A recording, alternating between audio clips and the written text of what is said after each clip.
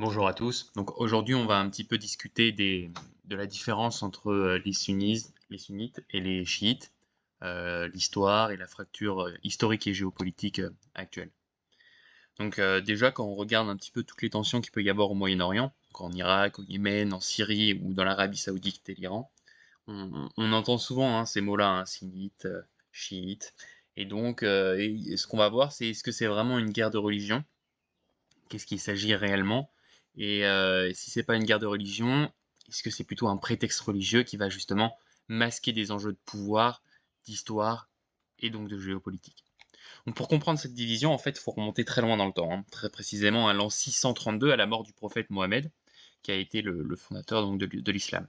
Sa mort à Médine a laissé un vide immense. La question était qui va lui succéder? Donc le Coran, il est déjà révélé, la prophétie elle est close. Il ne s'agit donc pas de trouver un nouveau prophète, mais un calife, c'est-à-dire un successeur pour guider la communauté musulmane qui est en train de naître. On a donc deux figures qui vont émerger comme prétendants légitimes à cette succession. Abu Bakr, compagnon de toujours du prophète, et Ali, qui est son cousin et gendre, qui a été marié donc à sa fille Fatima.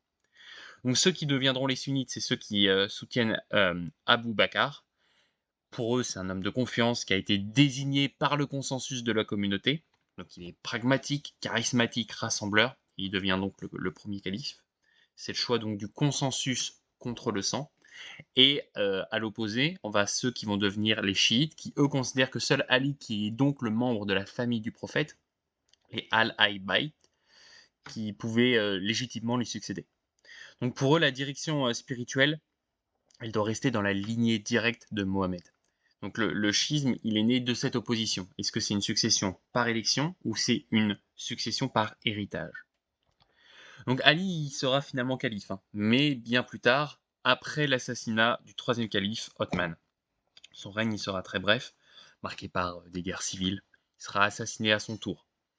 Son fils Hussein, petit-fils donc du prophète, il sera même tué lors de la bataille de Karbala en 680 par les troupes du calife Omeyyade Yazid.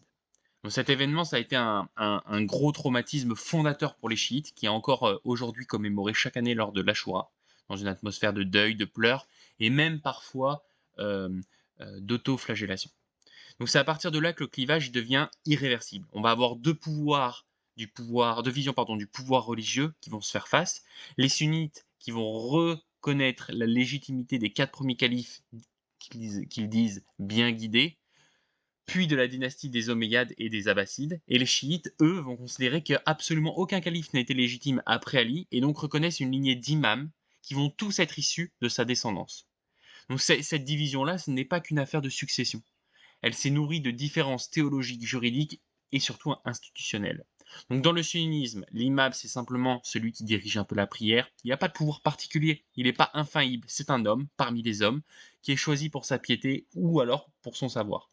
L'autorité religieuse, elle est donc décentralisée avec plusieurs écoles juridiques qui sont reconnues.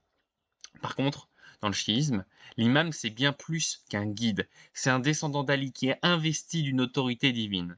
Il est infaillible, pur, il est guide même de la communauté sur la voie de Dieu.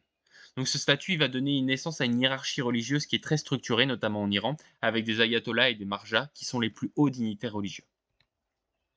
On va voir une autre différence qui est fondamentale, c'est que les chiites prônent souvent une séparation entre pouvoir politique et pouvoir religieux, alors que les sunnites ont souvent fusionné les deux. C'est pour ça que au Maroc, par exemple, qui est un pays sunnite, le roi il est aussi commandeur des croyants. Par contre, en Iran, qui lui est, qui elle est chiite, l'autorité religieuse, donc le guide suprême, il coexiste avec un président qui lui est élu. Donc aujourd'hui, cette division, elle traverse toujours le monde musulman. On va avoir à peu près 85% des musulmans qui sont sunnites, qui sont donc répartis dans tout le monde islamique. Les chiites, ils vont représenter les 15% restants, mais ils sont majoritaires en Iran, en Irak, au Bahreïn et en Azerbaïdjan. On va avoir des minorités chiites importantes qui vont coexister au Liban, au Yémen, en Syrie, en Arabie Saoudite, au Pakistan et également en Inde. Donc la question, c'est de se demander pourquoi cette fracture aujourd'hui, elle est si violente. Est-ce que c'est simplement parce que c'est deux courants religieux qui vont coexister?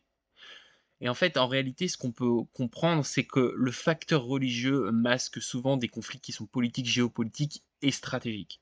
C'est-à-dire que depuis, euh, depuis la révolution islamique de 1979, l'Iran chiite, elle est devenue le porte-drapeau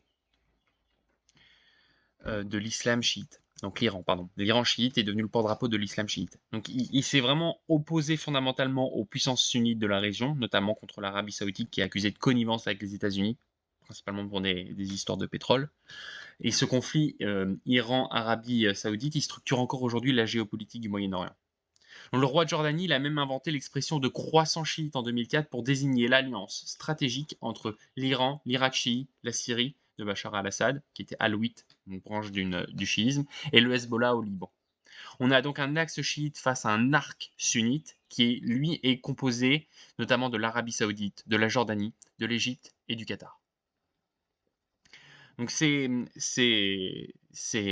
tensions, elles se traduisent sur le terrain par des conflits qui sont ouverts, hein. En Irak, après la chute de Saddam Hussein en 2003, les sunnites qui avaient le pouvoir vont être écartés. Le nouveau régime, lui, va être chiite. Et beaucoup de sunnites vont se radicaliser et vont rejoindre les rangs de troupes terroristes comme Daesh. Donc la guerre, elle devient civile avec un fond de revanche qui est confessionnel. Au Yémen, on va avoir les rebelles houthis, chiites, qui vont affronter un gouvernement qui vont être soutenus par les sunnites saoudiens. Et en Syrie, l'Iran va soutenir Bachar al-Assad contre une opposition majoritairement sunnite. Donc au Liban, le Hezbollah, qui est chiite, est un acteur militaire et politique central, parfois au détriment des équilibres confessionnels. Et en fait, les alliances vont dépasser parfois les logiques religieuses. L'Iran va soutenir le Hamas palestinien, qui lui est pourtant sunnite, et il va entretenir un certain nombre de bonnes relations avec l'Arménie, qui est chrétienne, contre l'Azerbaïdjan, qui lui est chiite. Donc la religion, en fait, ça devient un levier d'influence, un outil au service d'intérêts géopolitiques qui sont bien plus vastes. Donc la question, c'est est-ce qu'il faut voir dans ce conflit une guerre éternelle entre sunnites et chiites? Pas forcément. Pendant 2 siècles, enfin des siècles même, un certain nombre de siècles, les deux courants ont cohabité pacifiquement. Donc le problème, il n'est pas tant dans les différences religieuses que dans la manière dont elles sont instrumentalisées par des États, des régimes ou des groupes armés pour servir leurs ambitions. Donc, pour comprendre la fracture entre sunnisme et chiisme, en fait, il faut vraiment plonger dans une histoire qui est millénaire, aux racines qui sont très profondes, religieuses, et dont les répercussions sont aujourd'hui bien plus politiques qu'en fait théologiques. C'est une vraie division qui façonne encore les équilibres, les conflits et les alliances dans ce monde musulman contemporain.